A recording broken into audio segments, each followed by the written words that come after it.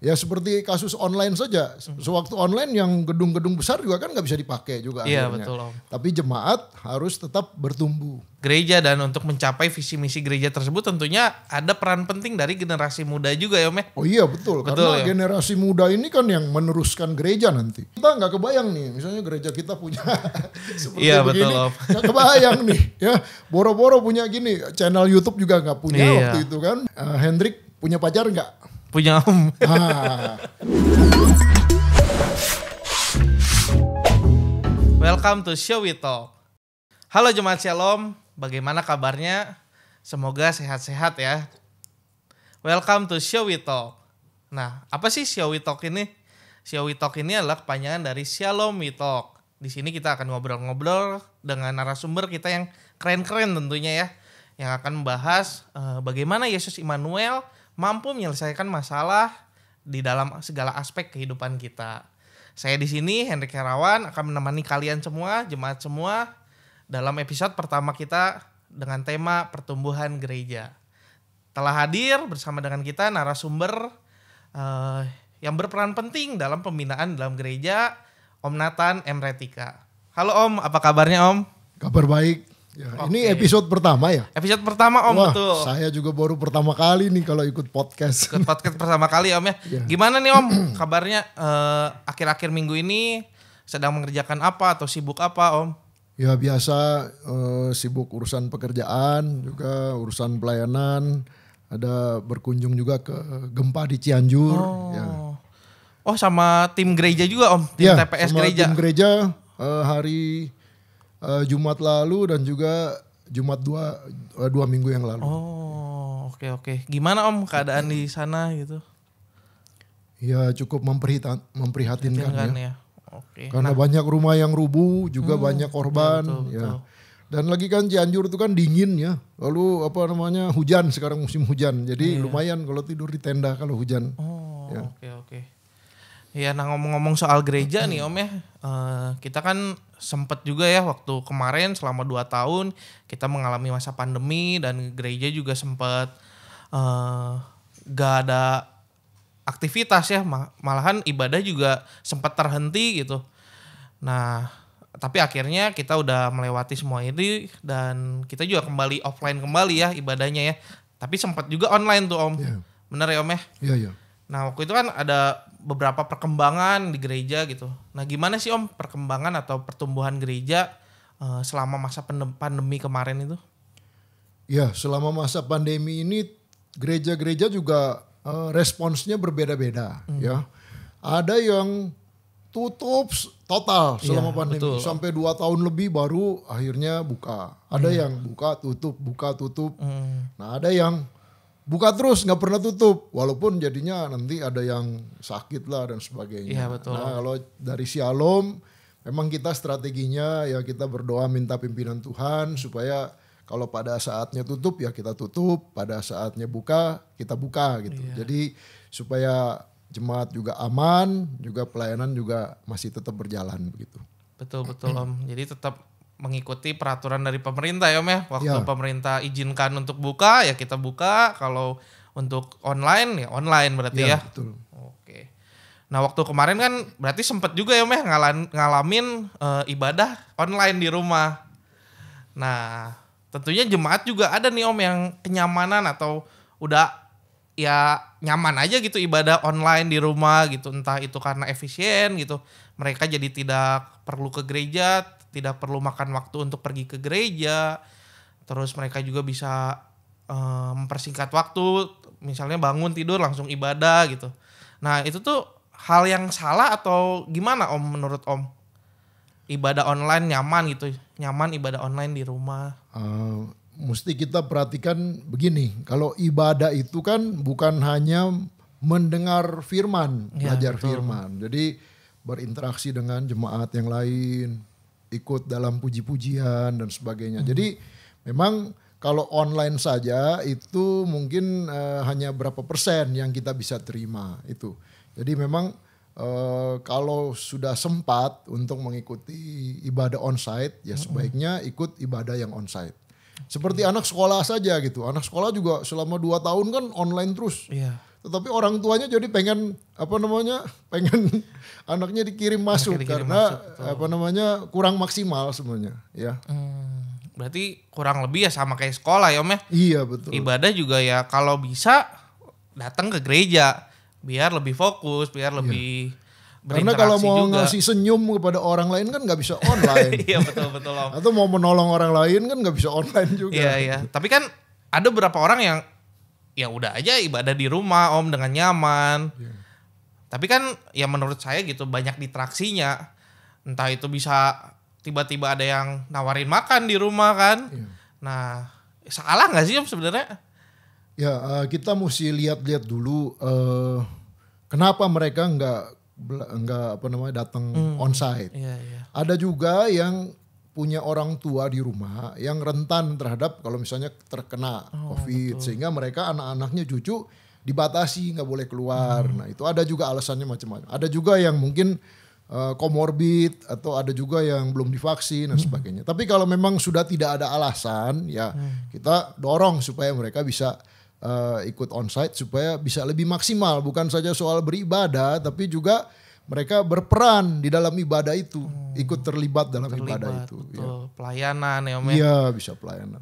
Oke. Karena kalau nyambut tamu kan nggak bisa online. Iya betul Om. Paling ya kalau di rumah sama keluarga sendiri ya Om ya. Salaman satu dengan yang lain ya. Nah ngomong-ngomong soal pertumbuhan gereja nih Om. Ciri-ciri gereja yang bertumbuh itu seperti apa sih Om? Apakah ada tolak ukurnya atau ada parameternya Om? Ya, gereja itu ya kalau definisi gereja itu kan adalah perkumpulan orang percaya, persekutuan orang percaya. Jadi kalau dibilang gereja yang bertumbuh apa? Ya, yang bertumbuh harus dari jemaatnya itu sendiri, orang-orangnya itu sendiri yang bertumbuh.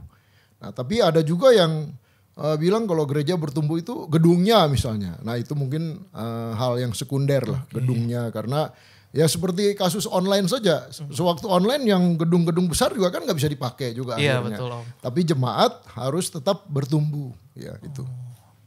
Oh berarti ya jemaatnya harus bertumbuh ya Om ya. Bukan secara spesifik si gerejanya yang bertumbuh ya. Iya karena gereja kan gedung hanya bisa disewa atau bisa dibangun baru dan sebagainya. Nah berarti untuk pertumbuhan si kerohanian jemaatnya siapa Om yang bertanggung jawab?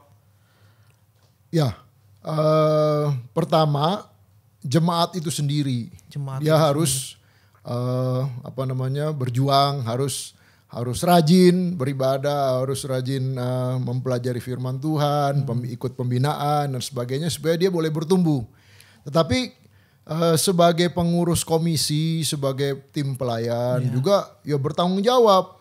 Karena kalau misalnya sudah datang ke gereja, terus khotbahnya kurang persiapan atau penyambutannya males-malesan, itu juga kan jadi membuat kesan yang nggak baik, sehingga jemaat juga akhirnya saya malas datang ke gereja gitu karena kurang disambut dan sebagainya. Jadi itu kedua-duanya harus berperan. Kedua-duanya harus berperan penting ya Om, antara di gerejanya sama si jemaat itu sendiri ya betul ya Om ya. Nah di gereja ini juga di GGP Shalom sebenarnya banyak aktivitas ya Om ya yang bisa kita ikutin gitu ya. Nah bisa remind lagi gak sih Om apa aja nih Om kegiatan-kegiatan yang bisa diikutin, jemaatnya bisa berperan penting di dalam kegiatan tersebut. Nah di Jemaat Shalom sebelum dibaptis itu ada pembinaan untuk baptisan. Tapi setelah dibaptis kita ada pembinaan untuk pembinaan kelas dasar, kelas A. Lalu setelah itu bisa mengikuti pembinaan untuk kelas B untuk calon pelayan. Jadi kalau kelas A ini sebenarnya wajib untuk semua jemaat supaya mereka memiliki dasar iman yang teguh sehingga mereka bisa mulai bertumbuh. Nah setelah mereka mulai bertumbuh mereka bisa ikut pembinaan yang kelas B. Kelas B mungkin topiknya lebih susah lah. Tentang bagaimana mempersiapkan khotbah, renungan, tentang akhir zaman segala macam. Ya tapi kalau mau belajar boleh karena itu membekali kalau misalnya mereka sudah terjun dalam pelayanan jadi bisa mengajarkan kepada orang-orang yang dilayani gitu. Jadi ada banyak kegiatan. Selain itu juga di Komuda rasanya ada komsel ya. Ada komsel, ada KIS. Lalu ada di PMKP ada KIS, di umum ada KIS juga setiap hari Kamis atau Jumat. Nah itu jemaat harus bisa ikut semua itu ya, terlibat di kegiatan yang mereka bisa masuki karena itu sangat berguna di dalam pertumbuhan kerohanian kita semua. Gitu. Iya betul, kayak tadi juga Om sedikit cerita tentang ke Cianjur juga ya Om ya, sama tim dari gereja ya Om ya. Iya betul. Jadi banyak juga ya aktivitas yang bisa jemaat ikutin untuk pertumbuhan rohani mereka sendiri ya Om ya. Ya waktu kita pergi ke Cianjur, dukungan dari jemaat cukup antusias. Cukup antusias. Ada terkumpul banyak dana, juga banyak barang-barang yang dibawa ke sana. Ya, bahkan ada yang sampai mengirim 200 dus aqua. Wow. Ya, sampai pusing itu baginya bagaimana di sana. Aqua. Ya, bayangkan aqua sampai segunung gitu ya. Nah itu cukup bagus antusias dari jemaat kita untuk terlibat. Nah kita tinggal dorong mereka supaya bukan hanya terlibat dalam memberi, tapi juga terlibat di dalam ikut berkunjung, ikut melayani dan sebagainya. Iya betul Om. Berarti bukan kerohanian sendiri doang yang bertumbuh, tapi juga bisa membantu juga orang lain ya Om yang di sekitarnya yang kesusahan, yang kesulitan ya Om ya. Iya. Nah tadi kan sempat dibahas juga nih Om, ada pertumbuhan gereja yang sehat dan ada hubungannya juga dengan kerohanian jemaat yang sehat. Iya. Betul ya Om ya. Nah gimana sih Om dari kedua pihak ini bisa saling berperan untuk saling support untuk memuliakan Tuhan? Iya. Jadi antara gereja dan jemaatnya tuh gimana Om? Mereka bisa saling support. Ya sebenarnya gereja dan jemaat kan, gereja itu terdiri dari jemaat. Jadi ya kita harus meningkatkan persekutuan satu sama lain. Jadi dari hamba Tuhan, dari pelayan, dari komisi dan sebagainya itu harus membaur, harus bersekutu, harus kompak satu sama lain. Dengan demikian ya kita bisa maju bersama-sama. Karena ya itu jemaat itu adalah bagian gereja itu sendiri yang membentuk gereja itu sendiri. Gitu. Iya betul Om. Di kaum muda juga kerasa sih Om. Jadi harus ada relasi ya Om ya. Iya. Antara satu dengan yang lain. Kalau nggak ada relasi ya nggak bisa saling tahu dan nggak bisa saling support juga ya Om ya. Iya sih Om. Nah bisa ngingetin lagi nggak sih Om apa visi misi gereja kita ini Om? Ya, gereja kita ini kan visinya adalah ya seperti visi Tuhan Yesus ya. Untuk memberitakan Injil. Keselamatan kepada bukan saja kota Bandung ini, tapi juga GGP penuh kemuliaannya, tuh sampai kota Bandung penuh kemuliaannya, sampai seluruh Indonesia penuh kemuliaannya, sampai seluruh dunia kalau perlu kita kunjungi untuk kemuliaan Tuhan, maksudnya gitu. Jadi ya visi gereja itu sama dengan apa yang Tuhan Yesus perintahkan. Supaya kita boleh memberitakan keselamatan sampai ke ujung dunia itu ya. Oke. Nah gimana nih Om kita bisa praktekin visi misi gereja kita ini? Ya kita lakukan apa yang kita bisa masing-masing ya. Dari misalnya ibu rumah tangga yang mendidik anak-anak dengan sebaik-baiknya. Dari orang tua yang bekerja ya boleh bekerja dengan sebaik-baiknya.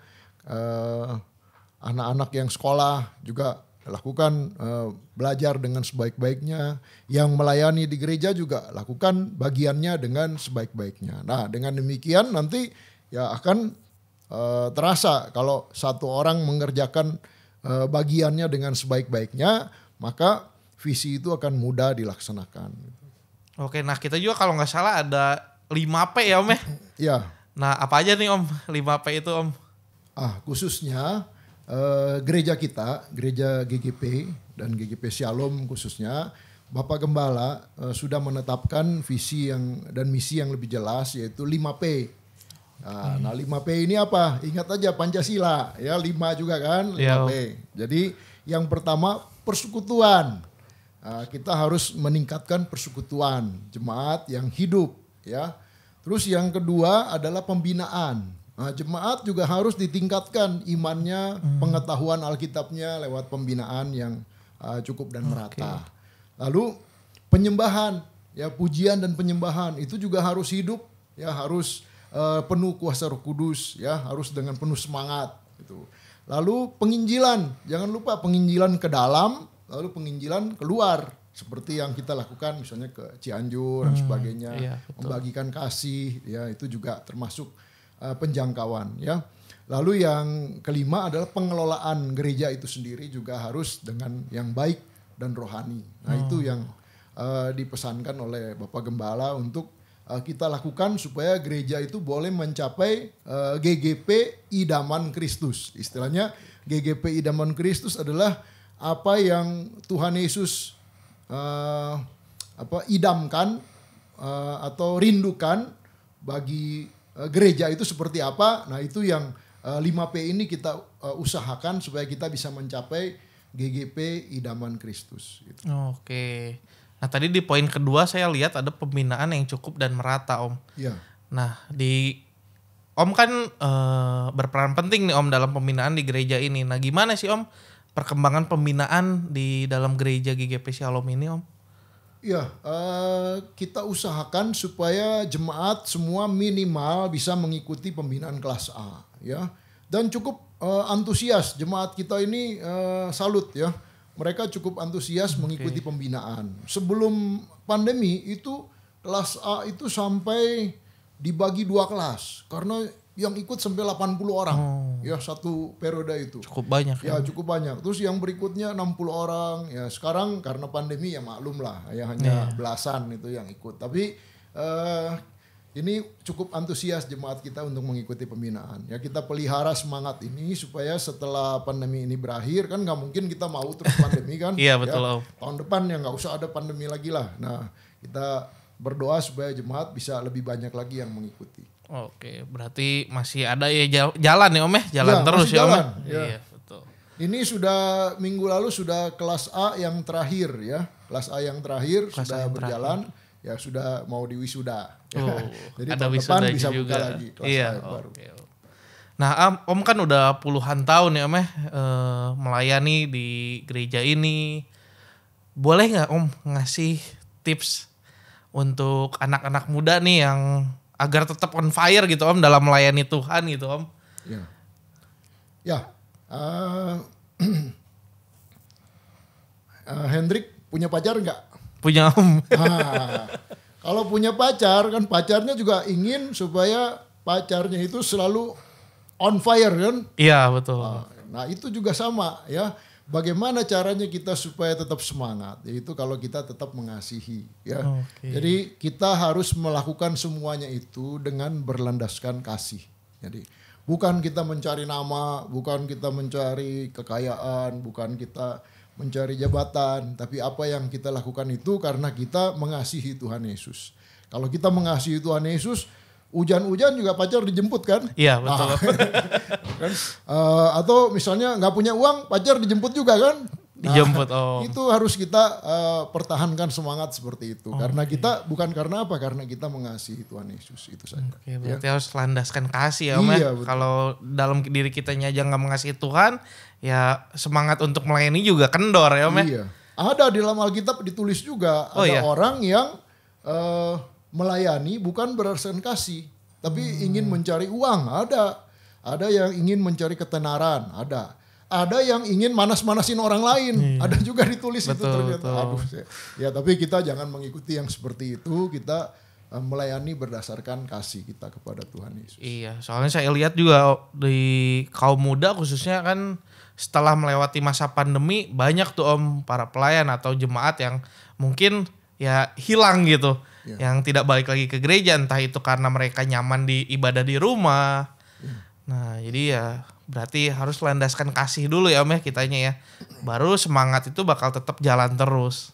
Ya saya pikir untuk kaum muda kita juga ya kita mesti maklumi. Kaum muda kita ini kan orangnya ahli dalam itu medsos. Teknologi medsos. Ya. Jadi mereka itu mungkin udah lebih tahu itu urusan COVID tuh. Ya sebentar dia buka, wah COVID berbahaya katanya, 3 hari mati katanya. Ya, jadi akhirnya anak-anak kaum muda ini mungkin justru lebih takut gitu untuk misalnya datang ke gereja atau keluar rumah. Malah ada anak muda yang nggak pernah keluar rumah, ada itu. Padahal kita mungkin orang tua pikir ya bahwa anak muda ini lebih berani gitu ya. Iya. Tapi karena mungkin bacaannya mereka lebih banyak, lebih update gitu ya, lebih update. Jadi mungkin kita maklumi lah itu ya.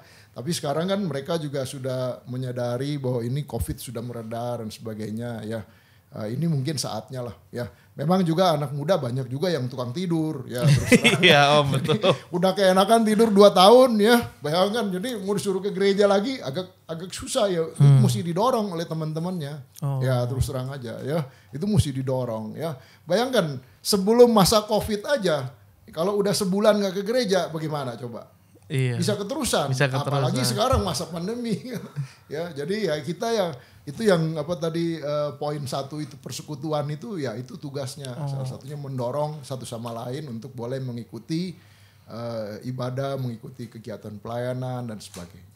Nah, pernah ini saya ada kisah satu. Ada orang tua yang datang ke pengurus Komuda. Oke. Terus orang tua ini protes katanya. Saya minta pertanggungjawaban dari pengurus Komuda. Saya bilang, ada kenapa? Kami salah apa Bu?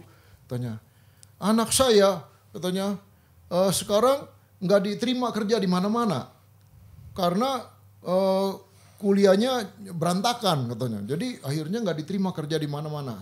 Nah lalu kami salahnya apa? Katanya pengurus Komuda salahnya apa? Ya itu katanya. Waktu anak saya SMA katanya malas-malasan ke gereja, nggak ada yang dorong dia katanya. Lah saya bilang bagaimana kok kita yang disalahkan?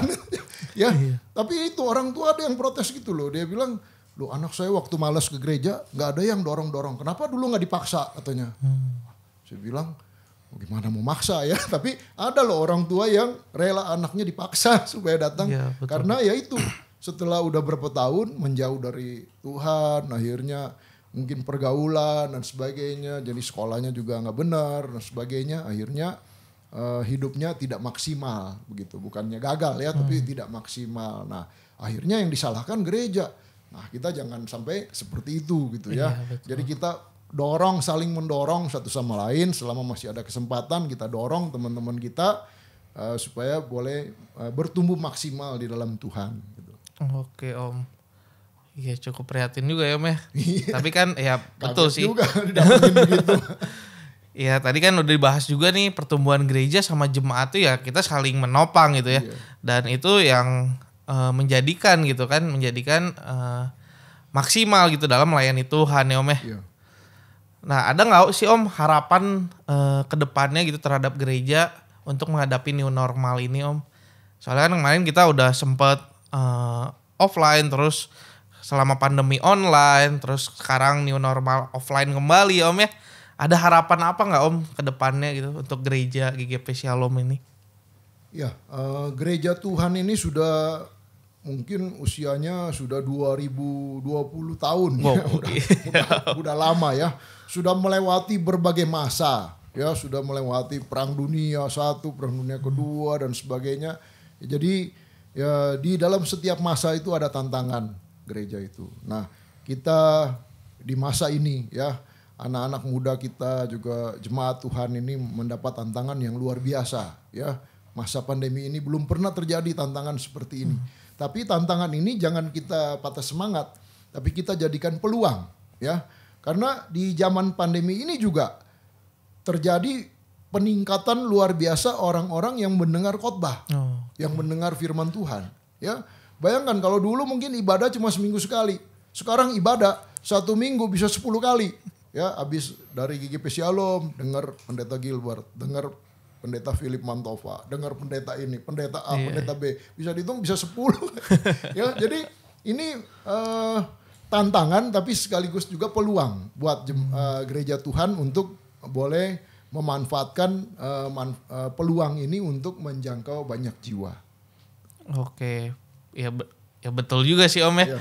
Ya kita bersyukur ya, ini justru di dalam tantangan ini, di dalam pandemi ini, justru Tuhan bangkitkan juga anak-anak muda. Ya, dulu kita nggak kebayang nih, misalnya gereja kita punya seperti iya, begini, betul Om. nggak kebayang nih, ya boro-boro punya gini, channel YouTube juga nggak punya waktu itu kan, lalu mau bikin online sampai kelabakan. Nah, pendeta-pendeta kita sendiri kan belum pernah tampil di rekaman seperti ini. Jadi terus terang aja grogi gitu ya. Waktu saya pertama kali rekaman itu juga sampai batuk-batuk sampai 10 kali rasanya. Itu di-cut segala macam udah segala di-cut disambung. Nah, itu sekarang ya udah mulai hamba-hamba Tuhan kita udah mulai terbiasa kalau direkam. Kalau dulu baru disorot lampu aja udah minder pasti, udah grogi lah. Iya betul Om. Ada perubahan signifikan ya dari segi ininya ya Om ya. Dalam penyampaian firman ya dari offline ke online gitu ya. Oh iya Om, tadi kan kita sempat bahas visi misi gereja kita nih Om. Nah sebagai jemaat apa sih yang bisa kita kerjakan gitu untuk membantu mencapai visi misi gereja tersebut gitu? Ya pertama tadi harus rajin bersekutu. Rajin bersekutu. Ya lalu yang kedua ya sebelum terjun melayani harus ikut pembinaan dulu, okay. Supaya dasarnya sama. Jangan sampai dasarnya beda-beda gitu ya. Betul. Nah baru setelah itu kita coba nanti di dalam pembinaan itu nanti ada kelas untuk boleh mencari tahu kita punya panggilan pelayanan apa gitu. Nanti baru kita masuk ke dalam bidang pelayanan lain-lain. Misalnya musik, kita masuk ke musik, masuk ke pujian, masuk ke paduan suara dan sebagainya.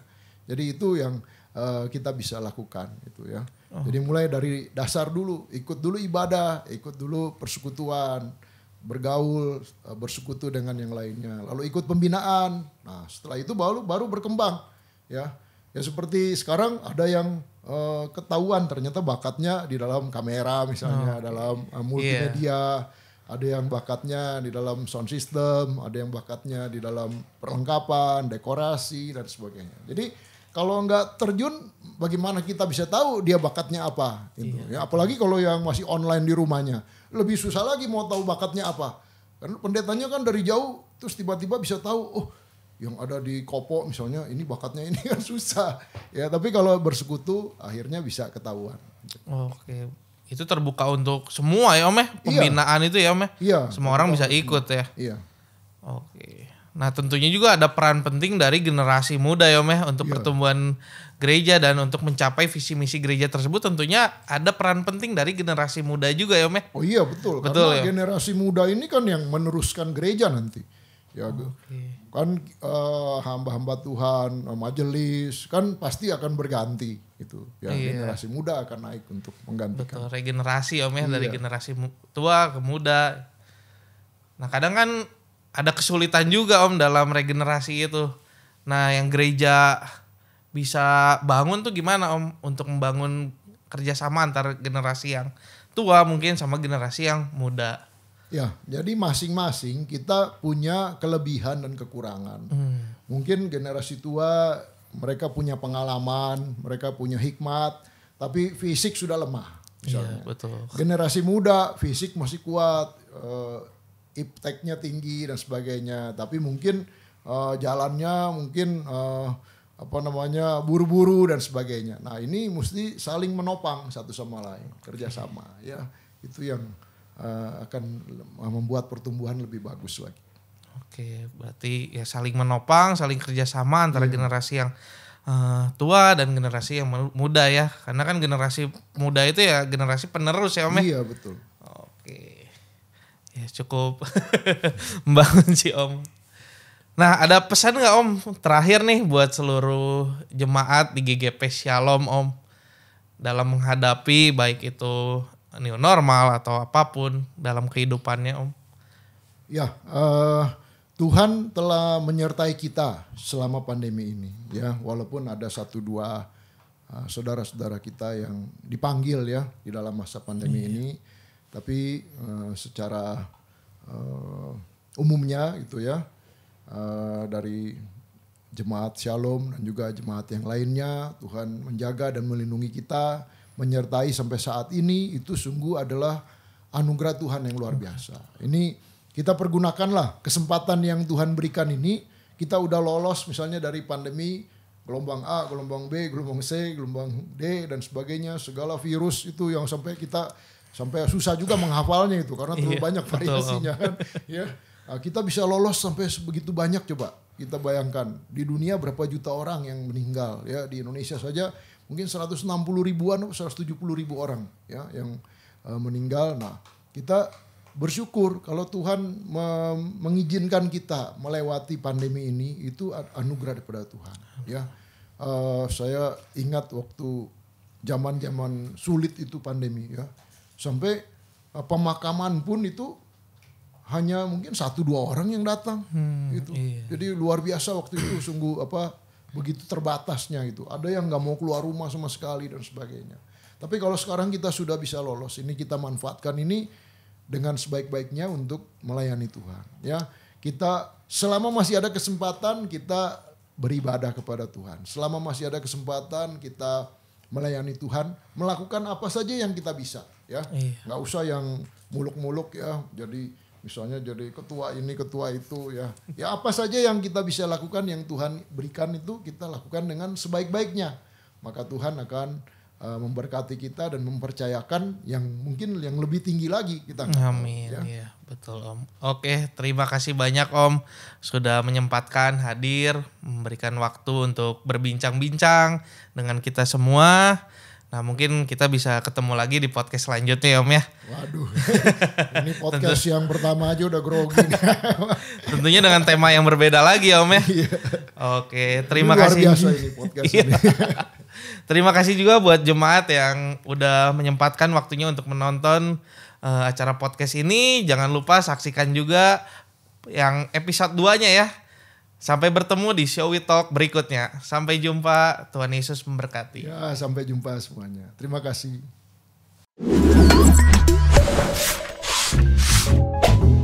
Welcome to Shall We Talk.